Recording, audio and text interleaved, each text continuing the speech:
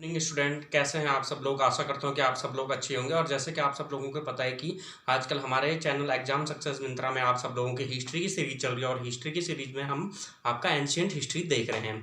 ठीक है, और एंशियंट हिस्ट्री में मैं आपको इतिहास जानने के स्रोत चल रहा है जिसमें आपको ऋग्वेद तक बता चुका हूँ। ठीक है, तो ऋग्वेद के बाद अब देखते हैं हम आपका अगला नेक्स्ट वेद सामवेद। ठीक है, अब बच्चों को अक्सर क्या होता है, कन्फ्यूजन हो जाता है कि पहले यजुर्वेद आया या ऋग्वेद आया। तो इसमें कन्फ्यूजन वाली कोई बात नहीं, लगभग लगभग दोनों क्या है, एक साथ ही रचित हुए हैं। हल्का सा अंतर है कि सामवेद थोड़ा सा ऋग्वेद से पहला लिखा गया है। ठीक है, देखिए सामवेद के बारे में जानते हैं। तो सामवेद की रचना कब हुई थी हमारी, जो हमारा सामवेद है, सामवेद की रचना हुई थी हमारी आपकी 1200 ईस्वी पूर्व से 1000 ईस्वी पूर्व के मध्य। ठीक है, 1200 ईस्वी पूर्व से 1000 ईस्वी पूर्व के मध्य में क्या हुई थी, हमारी सामवेद की रचना हुई थी। और इसके साथ साथ ही लगभग लगभग आप लगा लीजिए 1100 से और 1000 या 900 ईस्वी के आसपास हमारी क्या हुई थी, आपकी यजुर्वेद की रचना हुई थी। इन दोनों में कोई ज्यादा अंतर नहीं, पर क्या है, थोड़ा सी कालक्रम की दृष्टि से देखें तो सामवेद आपका थोड़ा सा पहले आता है। ठीक है, अब देखते हैं हम सामवेद के अंदर क्या क्या चीज आती है। ठीक है, अब देखिए पहले रचना का समय तो मैंने आपको बता दिया, रचना का समय कब हुई थी इसकी, 1200 से 1000 ईस्वी पूर्व में आपकी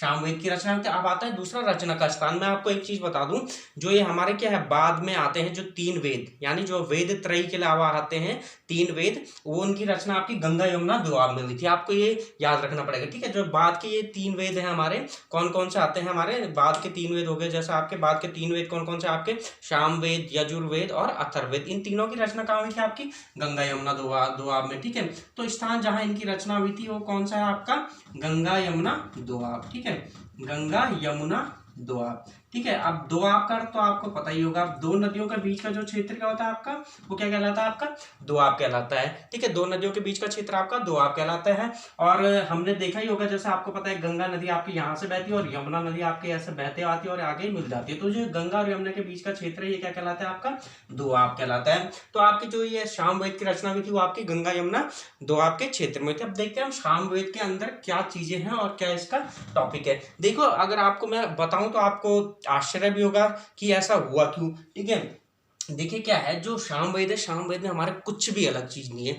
जो भी चीजें हमारी ऋग्वेद में थी वो एज इट उठा के आपके कहाँ रख दी गई है, सामवेद में रख दी गई है। तो आप पूछेंगे तो इसे बनाने का अर्थ क्या था। देखिए, जो आप अंतर समझिए, सामवेद और ऋग्वेद में अंतर क्या है आपका। ठीक है, जो आपका ऋग्वेद है उसमें जितने भी ऋचाएं या श्लोक लिखी गई वो आपके क्या है, पठित पद्यांश में लिखी गई है, यानी आप उनको पढ़ सकते हैं। ठीक है, और लेकिन जो आपका क्या है सामवेद है, सामवेद में आपकी वही चीजें किस रूप में लिखी गई है, गायन के रूप में, यानी गद्यांश के रूप में। ठीक है, तो इसमें क्या है, इसमें जो भी चीजें हैं, जितनी भी विषय वस्तु हैं, जितनी नहीं मतलब अधिकांश ही लगा लो आप, 99% 99% के अराउंड कितनी जो भी चीजें हैं वो कहाँ से लिखी गई है, आपकी ऋग्वेद से ली गई हैं। ठीक है, तो इसमें जो भी श्लोक हैं आपके या ऋचाएं हैं, श्लोक ऋचाएं जो भी बोल रहे आप, श्लोक या ऋचाएं वो आपके कहाँ से लिए गए, अधिकांश कहाँ से लिए गए, आपके ऋग्वेद से लिए गए हैं। और जो इस ऋग्वेद से लिए गए हैं, ठीक है, लेकिन इसमें जो लिखने का तरीका है वो कैसे है, गायन है। ठीक है, गायन गायन तरीके से लिखी गई है, गायन तरीके से, यानी आपका क्या,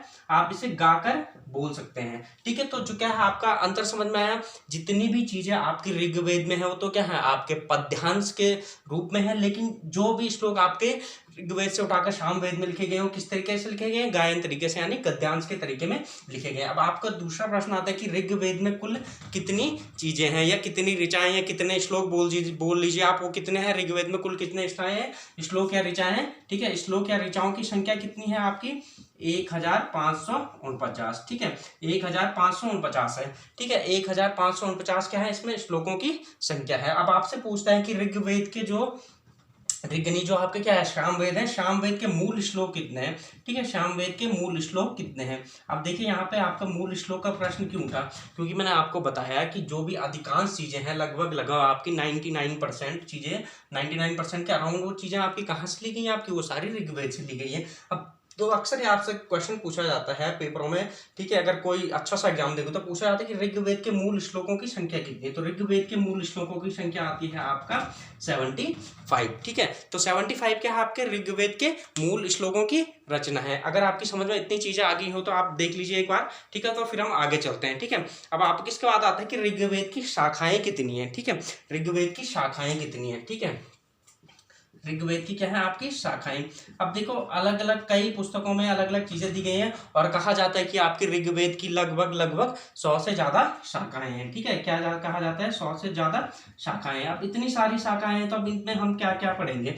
ठीक है, तो इतनी ज्यादा पढ़ने की जरूरत है हमें, और जो हम सिर्फ वो चीजें देखेंगे जो आपकी क्या आती है, आपकी पेपरों में आती है। ठीक है, तो हम देखते हैं पेपरों में इंपॉर्टेंट शाखाएं। ठीक है, पेपरों के लिए इंपॉर्टेंट शाखाएं, पेपरों के लिए आपकी इसकी 3 शाखाएं इंपॉर्टेंट हैं जो आपसे पूछी जाती हैं और या जो अभी तक पेपरों में पूछी गई। वैसे आपको मैं बता दूं सबसे ज्यादा क्वेश्चन आपके ऋग्वेद से ही आते हैं और सामवेद, अथर्ववेद, इन सबसे आपके क्वेश्चन रहते हैं, लेकिन इतने ज्यादा नहीं रहते। तो हम ऐसे टॉपिक देखेंगे जो आपके पेपरों में पूछे जाते हैं। ठीक है, तो मैं आपको बता रहा हूँ आपकी क्या है, आपकी सामवेद की शाखाएं। तो सामवेद की आपकी शाखाएं हैं 3 शाखाएं हैं। ठीक है, पहली आती है आपकी कौथुम। ठीक है, पहली शाखा है आपकी कौथुम। ठीक है, पहली शाखा आती है आपकी सामवेद की, सामवेद की पहली शाखा है आपकी कौथुम। ठीक है, और दूसरी शाखा आती है आपकी रणायनी। ठीक है, दूसरी शाखा है आपकी रणायनी। ठीक है, रणायनीय। ठीक है, दूसरी शाखा आती है आपकी रणायनी, और जो इसकी तीसरी शाखा है इसकी जैमिनी। ठीक है, जैमिनी क्या है, इसका एक उपनिषद भी है जो अभी हम आगे पढ़ेंगे, जब मैं आपको बताऊंगा तो और उपनिषद वगैरह में भी आते हैं क्या आपके जैमिनी या ठीक है उपवेद वगैरह, वहां भी आपके ये सब चीजें आती हैं, तो वहां भी पढ़ेंगे हम धीरे धीरे करके। अब देखिए आपका क्या क्या है। जो आपकी पहली शाखा है कौथुम शाखा, ये आपकी गुजरात, यूपी और उड़ीसा में फेमस है। ठीक है, गुजरात, उड़ीसा और गुजरात। ठीक है, मैंने आपको क्या क्या बताया। ये आपकी जो पहली शाखा है ये कहाँ है, ठीक है, सॉरी, ये आपकी गुजरात, उत्तर प्रदेश और आपकी कहाँ है, गुजरात, उत्तर प्रदेश और उड़ीसा में क्या है, ये आपकी प्रचलित है। ठीक है, ओआर मतलब उड़ीसा, गुजरात, उत्तर प्रदेश और उड़ीसा में आपकी क्या है, कौथुम शाखा प्रचलित है। और दूसरी शाखा जो मैंने आपको बताई है आपकी महाराष्ट्र और कर्नाटक में। ठीक है, MH महाराष्ट्र और KR कर्नाटक में। रणायनी शाखा, कौथुम शाखा गुजरात, यूपी और क्या उड़ीसा में प्रचलित है, और जो आपकी रणायनी शाखा ये महाराष्ट्र और कर्नाटक में प्रचलित है। और जो तीसरी शाखा आपकी जैमिनी शाखा ये क्या आपकी साउथ इंडिया यानी दक्षिण भारत में प्रचलित है। दक्षिण भारत में कौन, आपका कर्नाटक और महाराष्ट्र भी दक्षिण भारत आता है, दक्षिण पश्चिम भारत में आता है, लेकिन महाराष्ट्र और कर्नाटक को छोड़कर शेष दक्षिण भारत में क्या है, आपकी जैमिनी शाखा प्रचलित है। ठीक है, अब आता है आपका अगला क्वेश्चन, जो क्या है, आपने सामवेद लिखा, तो सामवेद में है क्या क्या। जो सामवेद है आपका ना, ये सामवेद आपका भारतीय संगीत का जनक माना जाता है। ठीक है, इसे क्या माना जाता है, आपका सामवेद को भारतीय संगीत का जनक माना जाता है। ठीक है, भारतीय संगीत का जनक माना जाता है, सामवेद को भारतीय संगीत का जनक माना जाता है। अब देखिए, अगर मैं आपको एक चीज बताऊं, अगर आप समझें तो मैं आपको बताता हूँ। संगीत, अब संगीत भी क्या है आपका, संगीत में आपका सिर्फ गायन ही गायन नहीं आता है। संगीत में क्या आते हैं, आपके 3 पक्ष आते हैं। ठीक है, जब मैं संगीत की बात करता हूँ तो संगीत में आपकी 3 चीजें आती हैं।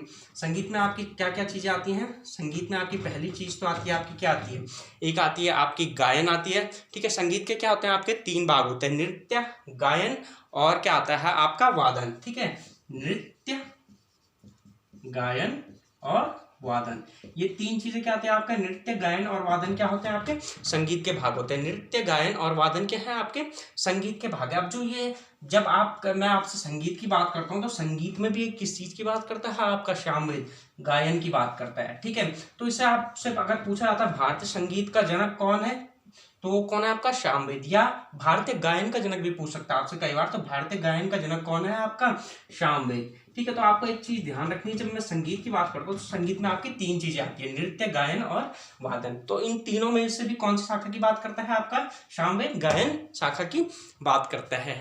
ठीक है, अब देखिए क्या है जो हमारे, ठीक है, इसमें और सामवेद में बात कर रहे हैं, सामवेद की बात चल रही है आपकी। सामवेद है, सामवेद में कई प्रकार के क्या है आपके म्यूजिक वाद्य यंत्रों का भी वर्णन किया गया। तो आपसे कई बार अगर और डिटेल में पूछ लेगा तो आपसे पूछता है कि आपका क्या है, सामवेद में कौन कौन से गायन वाद्य यंत्रों का वर्णन किया गया है। तो इसमें मुख्यतः 3 गायन यंत्रों का वर्णन किया गया है, जो कि आपके क्या है इस प्रकार से, वीणा, दुदुम्बी और बांकुरा। ठीक है, वीणा,